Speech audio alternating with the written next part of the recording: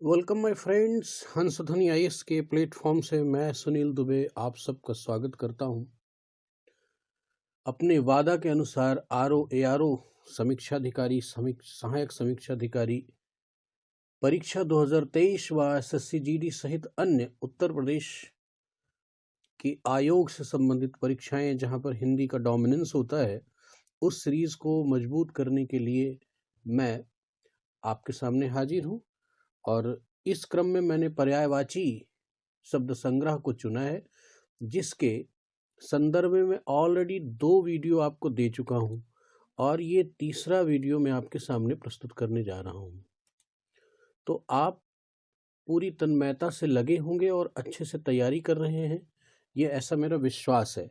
तो इस तैयारी में सबसे पहले आपको करना क्या है, आपको इस पर्यायवाची के इस श्रृंखला की तैयारी को बेहतर करने के लिए तुरंत उठाइए नोटबुक, अपनी कॉपी उठाइए और आज की क्लास को भी उसी में दर्ज करते चले। तो आइए देखते हैं कि किन महत्वपूर्ण शब्दों को आज हमने चुना है अपनी क्लास के लिए। और ये सारे के सारे शब्द संग्रह एग्जाम के पॉइंट ऑफ व्यू से बहुत ज़रूरी है बच्चों, तो बिल्कुल अवॉइड नहीं करेंगे, खूब अच्छे से तैयार करेंगे।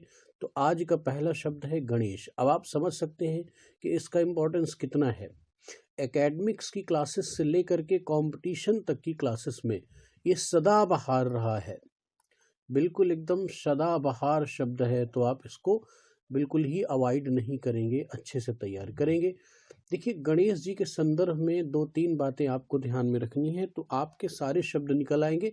जैसा कि मैंने आपको ऑलरेडी ट्रिक बताया है कि आपको क्या करना है, पर्यायवाची के लिए रूट वर्ड्स पर ध्यान रखना है और जो जितने भी देवी देवताओं से संबंधित पर्यायवाची हैं उनके लिए पौराणिक गाथाओं पर आपकी पकड़ होनी चाहिए। पौराणिक कथाएं, अगर आप पौराणिक कथाओं में पारंगत हैं तो बेहतर है कि बेशक आप इन शब्दों को कर लेंगे।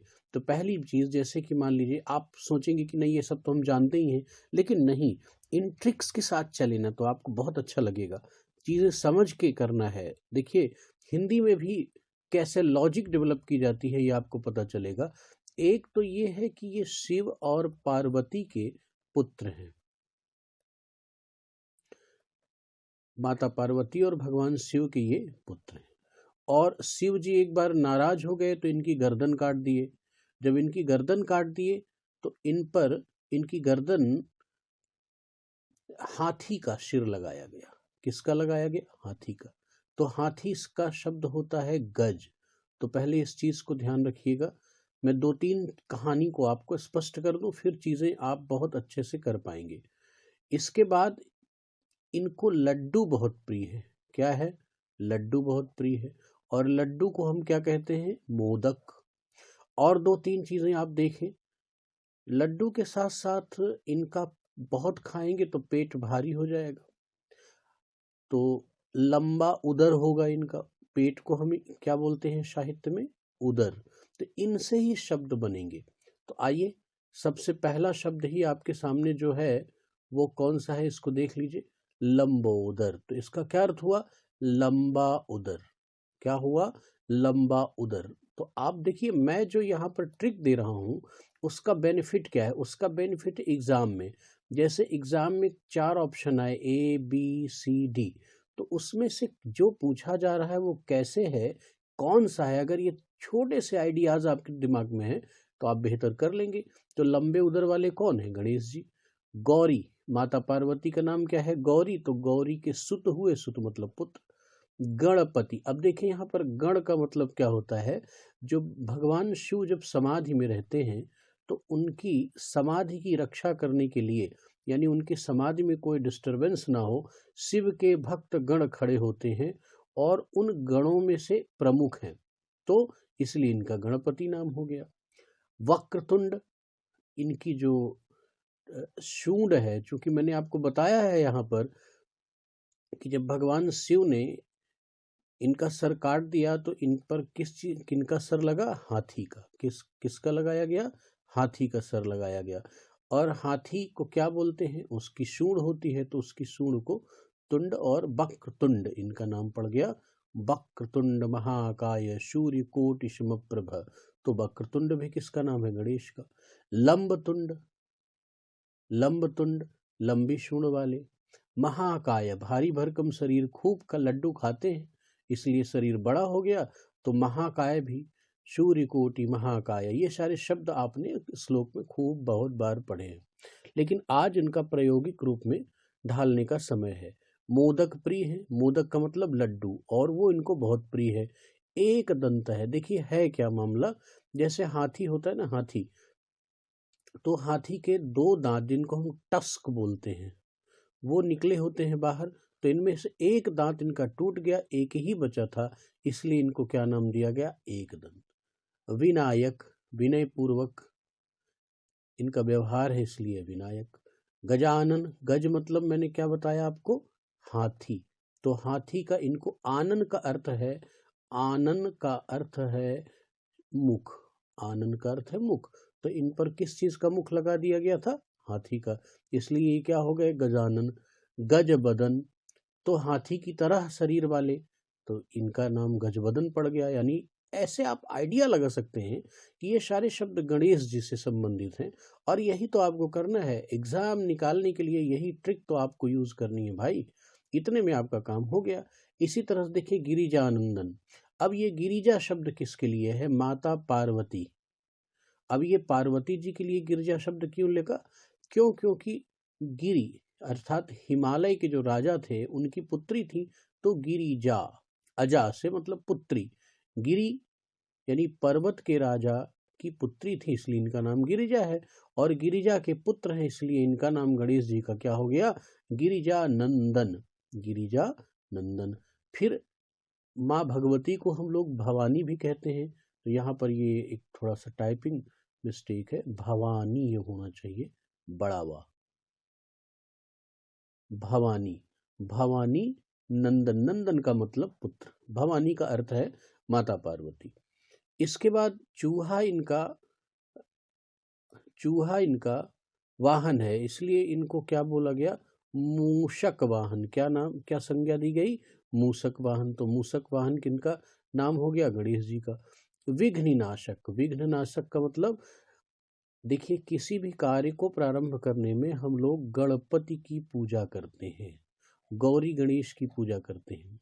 ऐसी मान्यता है कि इनकी पूजा से उस कार्य क्षेत्र में आने वाले विघ्न समाप्त हो जाते हैं, इसलिए इनका नाम क्या हुआ? विघ्ननाशक। और most important triple star, triple star, not one star is sufficient for this word, इसलिए मैं इनको ट्रिपल स्टार आपके सामने बना रहा हूँ। हेरंब, ये याद रखिएगा, मैक्सिमम बड़े कंपटीशन में गणेश जी से संबंधित अगर कोई पर्यायवाची रखने का प्रयास किया जाएगा तो हेरंब जरूर रखा जाएगा, इसलिए आपको ध्यान में क्या रखना है? हेरंब। तो इस तरह से इतने शब्द हैं, लंबोदर, गौरीशुत, गणपति, वक्रतुंड, लंबतुंड, महाकाय, मोदक प्रिय, एकदंत, विनायक, गजानन, गजवदन, गिरिजानंदन, भवानी नंदन, मूषक वाहन, विघ्ननाशक, हेरंब।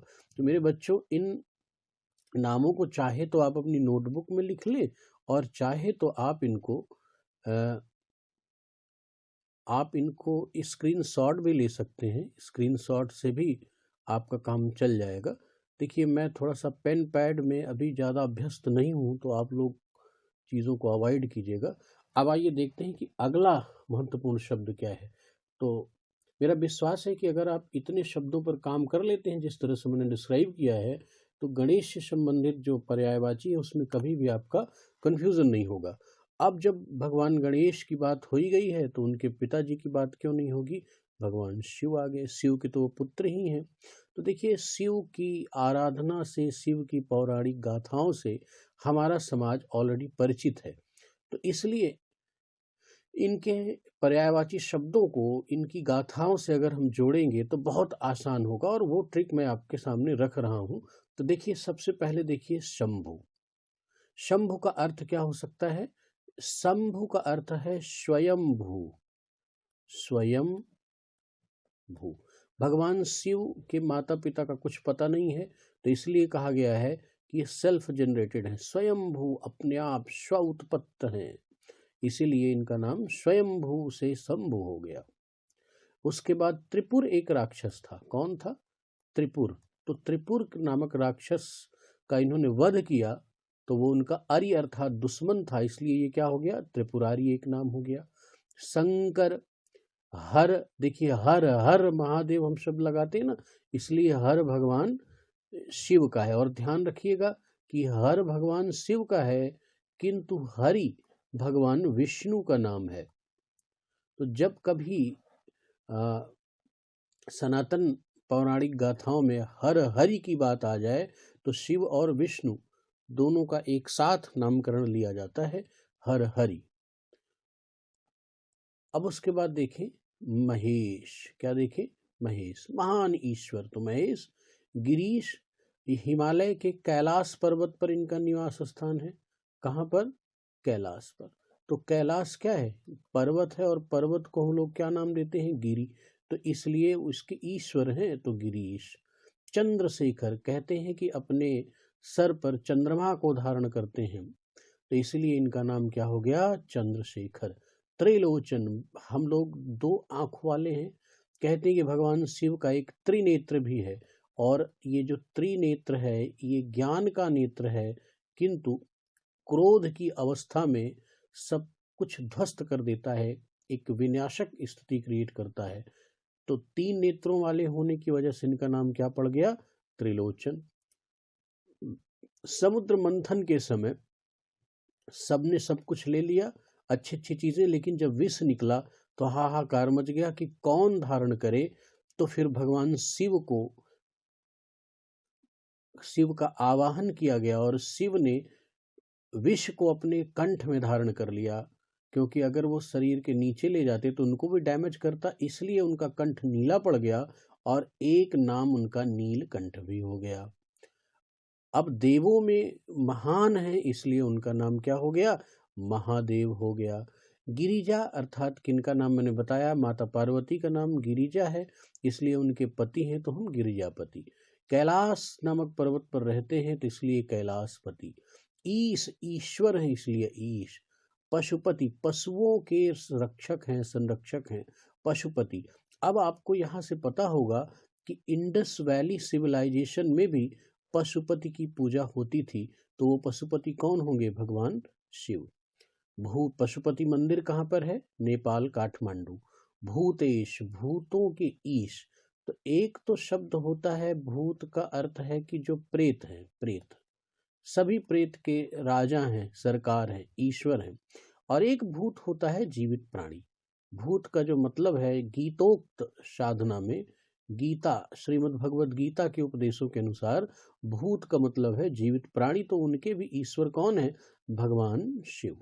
और मद नारी, तो कल मैंने आपको कामदेव समझाते समय, कामदेव की व्याख्या करते समय ये बताया था कि भगवान शिव के प्रकोप से कैसे वो भस्म हो गए थे, तो इसीलिए मदन का मतलब होता है कामदेव, और कामदेव के शत्रु होने की वजह से, उनको नष्ट कर देने की वजह से भगवान शिव का एक नाम क्या पड़ गया? मदनारी। अरि शब्द यहाँ पर लग रहा है, मदन के अरि अर्थात मदन के शत्रु। अब देखिए चंद्रमौली, चंद्र को धारण करने की वजह से इनका नाम चंद्रमौली। अब अगर इतने शब्दों को जिस तरह से मैंने आपके सामने स्टोरी रखी, उनके साथ अगर इनकी व्याख्या कर लेते हैं तो शिव से संबंधित सारा मैटर आपके पास है, आप कर लेंगे, 2-4 बार पढ़ लें, रिसाइट कर लें, हो जाएगा। अब आगे चलते हैं, देखते हैं कि कौन सा महत्वपूर्ण शब्द चुना है। अब इसी समय यम बहुत इंपॉर्टेंट है। यम का मतलब क्या है? यम यानी यमराज, यमराज। तो देखिए यमराज के संबंध में 2-3 बातें समझ लें। एक तो ये मृत्यु के देवता हैं। किसके देवता हैं? मृत्यु के देवता। ठीक, तो मानव की मृत्यु के कारक हैं, और मृत्यु के बाद फिर ये क्या करेंगे? न्याय करेंगे। तो जब न्याय करेंगे तो ये धर्मराज हो जाएंगे, धर्म का कार्य करेंगे। तो इससे इनके इस स्वरूप से इनके शब्दों की व्याख्या हो जाएगी, तो इससे थोड़ा सा आपको आइडिया मिल जाएगा। तो देखिए धर्म का कार्य करेंगे, इसलिए हमने इनका एक नाम क्या दिया? धर्मराज। सूर्य पुत्र, इनको ये माना जाता है कि यम सूर्य के पुत्र हैं। अब आप बताइए कि सूर्य की पुत्री कौन थी। सूर्य का एक नाम मैंने बताया था अर्क, और अर्क से एक शब्द दिया था अर्कजा, याद आ रहा है लास्ट वाली स्लाइड में। तो अर्कजा कौन हुई? सूर्य की पुत्री, अर्थात यमुना। कौन हुई थी? यमुना। तो ये बताइए, जब सूर्य की पुत्री यमुना हुई और सूर्य के पुत्र यम हैं, तो इसका मतलब कि ये भाई बहन हुए। तो हम ये कह सकते हैं कि यमुना भ्राता, यमुना नदी के भ्राता हैं कौन? यम। ठीक। अब उसके बाद दंडधर इनका नाम है। ये न्याय के का दंड धारण करते हैं हाथ में, जैसे हम डंडा बोलते हैं, ऐसी पौराणिक चित्रण है कि इनके हाथ में दंड है और उसी से ये न्याय करते हैं, तो दंडधर हो गए। मृत्युपति, मृत्यु के देवता हैं, इसलिए इनका नाम मृत्युपति हो गया। जीवनपति, जीवन इन्हीं के हाथ में है, इसलिए इनका नाम जीवनपति भी हो गया। काल है, समय के साथ ये आपको इस धरती से उठा ले जाते हैं, तो इसीलिए इनको काल कहा गया। और इनके भी परे हैं भगवान शिव, तो उनके लिए जो महान शब्द लगता है वो क्या है? महाकाल। तो शिव क्या है? महाकाल। जो कहाँ बैठे हैं? उज्जैनी में बैठे हुए महाकाल। और उसके बाद एक बड़ा इंपॉर्टेंट शब्द है अंतक। फिर एक इनके लिए शब्द है समन, और एक है कतांत और जीवितेश। ये शब्द याद रखिएगा। अब मैं इनमें आपको गोला कर दे रहा हूं, जो आपको नहीं भूलना है। तो अंतक को तैयार कर लीजिएगा, समन, कतांत। ठीक। और जीवितेश, जीवनपति, मृत्युपति, ये सारे शब्द तो आप कर ही लेंगे, मुझे पता है कि आप इसको आसानी से कर लेंगे, क्योंकि इससे कहानी मैंने बताई और आपके आइडियाज बन गए। तो आइए आगे बढ़ते हैं, देखते हैं कि आगे क्या है। अब आगे हमारे पास है समुद्र।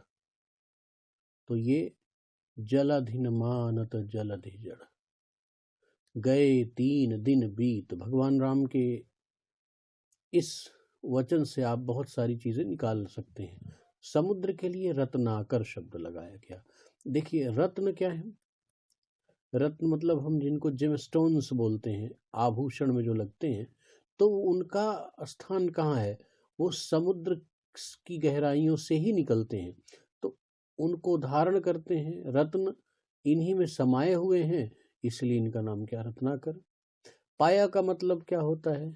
जल ही है। जैसे सफेद स्वरूप जो होता है, तो दूध से मिलता हुआ पाया शब्द रखा गया, तो पयोधि, जल का एक बहुत बड़ी राशि, जल राशि इनमें समाहित है, इसलिए इनका नाम एक पयोधि भी है। पारावार भी इनका नाम है। अर्णव, ये बहुत इंपॉर्टेंट है। पारावार और अर्णव, इनको नहीं भूलिएगा। जलधाम, विशाल जल राशि को धारण करते हैं, इसलिए ये जलधाम हुए। नीर मतलब पानी, और उसकी निधि इनके पास है, खजाना है नीर का, पानी का, इसलिए इनको नीर निधि भी एक नाम दिया गया। अवधि बहुत इंपॉर्टेंट है, इसको भी नहीं भूलिएगा। वारिधि, वारी का मतलब भी क्या होता है? पानी। उसके बाद नदी शब्द क्यों लगाया गया, जरा यहाँ पर देखें। सारी नदियां कहाँ जाती हैं? सारी नदियां कहाँ जाती हैं? अंत में समुद्र में ही जाती हैं, इसलिए इनका एक नाम क्या रख दिया गया? नदीश। और सिंधु, यद्यपि सिंधु एक नदी है, लेकिन सिंधु समुद्र का भी एक पर्यायवाची है। सागर इनका पर्यायवाची है ही। जलधि इनका है, और पयोधि है।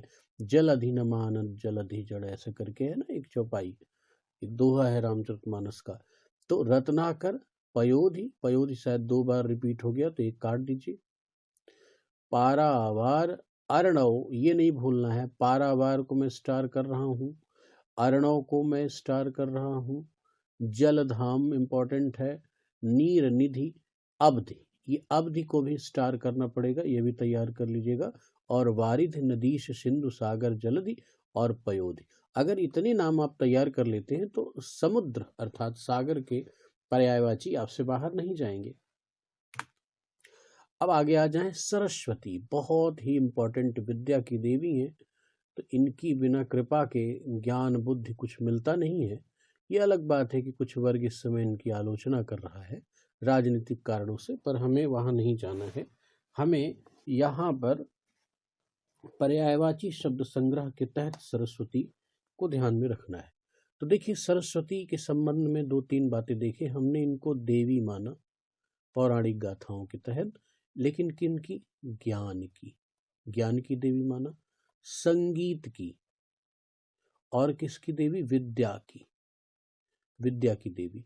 तो इन सारे शब्दों के ज्ञान से हम इनसे संबंधित पर्यायवाची बहुत आसानी से कर लेंगे। ठीक, एक चीज और है, इनको वाणी की देवी भी बोला गया। तो वाणी का मतलब होता है वाक, तो वाक की देवी है, इसलिए क्या हो गई? वागीश्वरी। वाक की देवी हैं, इसलिए वागीश। महाश्वेता, श्वेत वस्त्र धारण करती हैं इसलिए, और हंस की सवारी भी करती हैं, तो इसलिए इनको महाश्वेता कहा गया। श्री शब्द भी लक्ष्मी जी के लिए भी आता है, लेकिन सरस्वती जी के लिए भी है। निधात्री, इला, ये बहुत इंपॉर्टेंट है। इला, इसको आप स्टार कर लें तो बेहतर होगा। ब्राह्मी, ब्रह्मा जी की पत्नी होने की वजह से इन्हें क्या नाम दिया गया? ब्राह्मी। और वीणा धारण करती हैं, इसलिए इनका नाम क्या हो गया? एक वीणा। भारती, भारती भी किसका नाम है? सरस्वती जी का भी नाम है भारती। भारती बहुत ही इंपॉर्टेंट है। शारदा, हे शारदे माँ, हे शारदे माँ, ये प्रेयर आपने खूब की होगी। और देखिए, मैंने कहा कि वाणी और भाषा की देवी है, तो भाषा इनका एक नामकरण भी है पर्यायवाची। और वीणा पाणी, देखिए पाणी का मतलब होता है हाथ, तो और हाथ में क्या धारण करती हैं? वीणा, इसलिए एक नाम इनका क्या हो गया? वीणा पाणी। तो सरस्वती के संदर्भ में अगर इतने शब्द वागेश्वरी, वागीश, महाश्वेता, श्री, निधात्री, इला, ब्राह्मी, वीणा, भारती, शारदा, भाषा, वीणा पाणी, इतना अगर आप ध्यान रखते हैं तो आपका काम हो जाएगा। और इला को मैंने आपके सामने अभी देखिए स्टार किया है, तो आप बिल्कुल ही इला को नहीं भूलिएगा, विशेष रूप से इसको लीजिएगा। अब देखिए, अगला शब्द हम उठाते हैं, ब्रह्मा। तो आप देखिए, त्रिदेवों की कल्पना में कौन कौन है? ब्रह्मा, विष्णु और महेश हम किन को बोलते हैं? भगवान शिव को। तो अभी विष्णु के संदर्भ मैंने आपको सारे पर्यायवाची दे दिए, भगवान शिव से संबंधित भी दे दिया। अब नंबर है ब्रह्मा का। आत्मभू, स्वयं से जन्म इनका हुआ, इसलिए इनका नाम भी क्या पड़ गया? आत्मभू। स्वयंभू, इनका नाम भी स्वयंभू, लेकिन शंभु नहीं है, ये ध्यान रखना है।